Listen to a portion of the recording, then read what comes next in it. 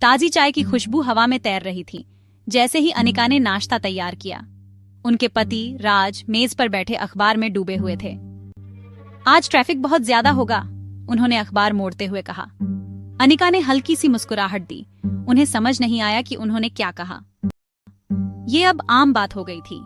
अनिका, जो अपने 40वें साल के आखिर में थी, ने अपनी सुनने की क्षमता में धीरे धीरे कमी देखी थी। बातचीत समझना अब मुश्किल होता जा रहा था। वो अक्सर गलत समझ लेती थी, जिससे अजीब सी खामोशी छा जाती थी और कभी कभी गलतफहमी भी हो जाती थी। अनिका खुद को अकेला महसूस करने लगी थी।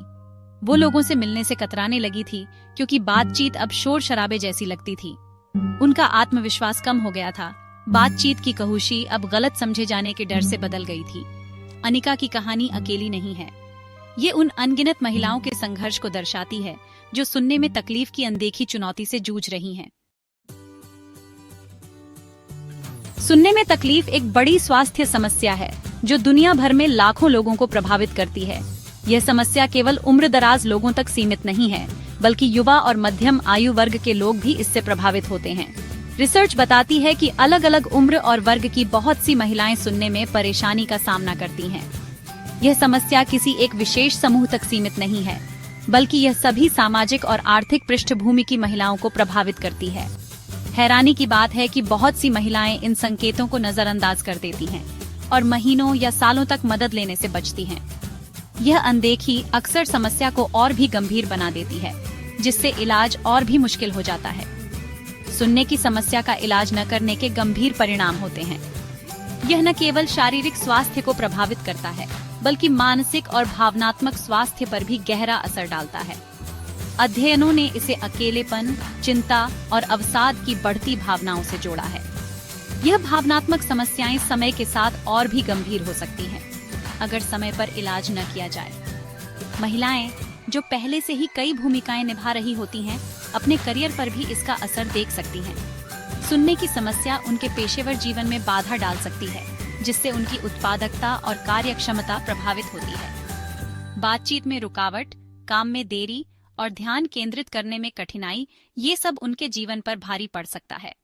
यह समस्याएं उनके व्यक्तिगत और पेशेवर जीवन दोनों में तनाव और असंतोष का कारण बन सकती हैं। खासकर महिलाओं में सुनने की समस्या को लेकर एक शर्मिंदगी सी होती है, जो मदद लेने में एक बड़ी बाधा है।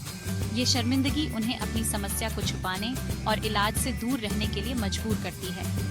कई महिलाओं को लगता है कि वो बूढ़ी या कमजोर दिखेंगी। यह डर उन्हें अपनी समस्या को स्वीकार करने और मदद लेने से रोकता है।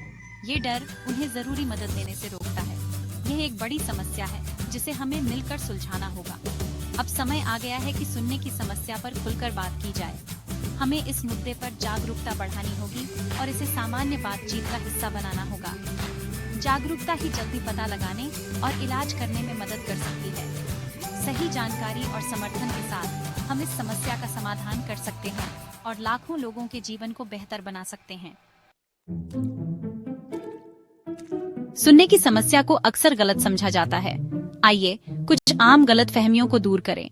गलतफहमी सुनने की समस्या सिर्फ बुजुर्गों को होती है। सच्चाई, सुनने की समस्या किसी भी उम्र में हो सकती है। तेज आवाज, कुछ बीमारियां और यहाँ तक कि आनुवांशिकता भी इसका कारण बन सकती है। गलतफहमी, सुनने वाली मशीनें बड़ी और भद्दी होती हैं। सच्चाई, आजकल की सुनने वाली मशीनें छोटी और आधुनिक होती हैं, जो एक अच्छा अनुभव देती हैं। गलतफहमी, अगर मुझे लगता है कि मुझे सुनने में दिक्कत है, तो मुझे डॉक्टर के पास जाने की जरूरत नहीं है। सच्चाई, सुनने की समस्या के प्रकार और स्तर का पता लगाने और सही इलाज के लिए एक ऑडियोलॉजिस्ट से जांच करवाना जरूरी है। प्रिया का उदाहरण लीजिए, जो एक युवा संगीतकार हैं, जिन्हें तेज आवाज के कारण सुनने में तकलीफ होने लगी। पहले तो उन्हें मदद लेने में झिझक हुई, उन्हें अपने करियर की चिंता थी। लेकिन जब उन्होंने सुनने वाली मशीन लगवाई, तो उन्हें बहुत फर्क महसूस हुआ। वो फिर से संगीत का आनंद ले सकीं और आत्मविश्वास से परफॉर्म कर सकीं। चौथा भाग, आवाज के चैंपियन, ASLP प्रोफेशनल्स मदद के लिए तैयार। ऑडियोलॉजिस्ट और स्पीच लैंग्वेज पैथोलॉजिस्ट या ASLP स्वास्थ्य सेवा पेशेवर हैं, जो सुनने और संतुलन विकारों के निदान, उपचार और प्रबंधन में विशेषज्ञता रखते हैं।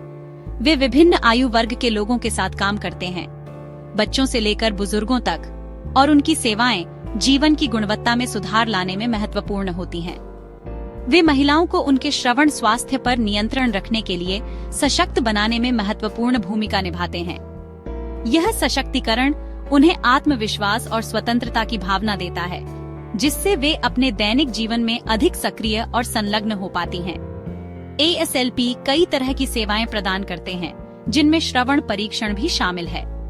ये परीक्षण न केवल श्रवण हानि की पहचान करते हैं, बल्कि यह भी सुनिश्चित करते हैं कि व्यक्ति को सही उपचार मिल सके। ये दर्द रहित परीक्षण श्रवण क्षमता का आकलन करते हैं और श्रवण हानि की उपस्थिति और प्रकार की पहचान करते हैं। इसके बाद वे एक विस्तृत रिपोर्ट तैयार करते हैं, जो आगे के उपचार की दिशा निर्धारित करने में मदद करती है।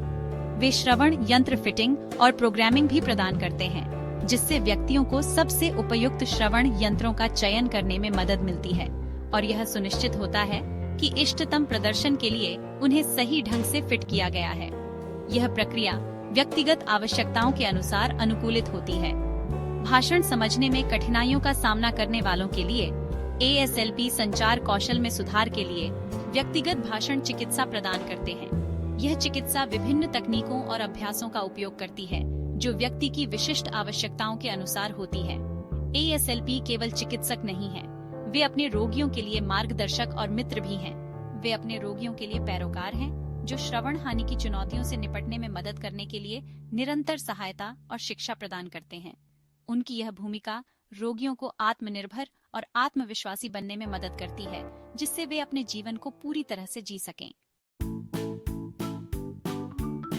5वां भाग, तकनीक एक सहयोगी के रूप में श्रवण यंत्र और कॉक्लियर इम्प्लांट। तकनीकी प्रगति ने ऑडियोलॉजी के क्षेत्र में क्रांति ला दी है, जो श्रवण हानि को दूर करने के लिए समाधानों की एक विस्तृत श्रृंखला प्रदान करती है। इन प्रगतियों ने न केवल सुनने की क्षमता को बहाल किया है, बल्कि लोगों के जीवन की गुणवत्ता में भी सुधार किया है। श्रवण यंत्र कान में या कान के पीछे पहने जाने वाले छोटे इलेक्ट्रॉनिक उपकरण होते हैं।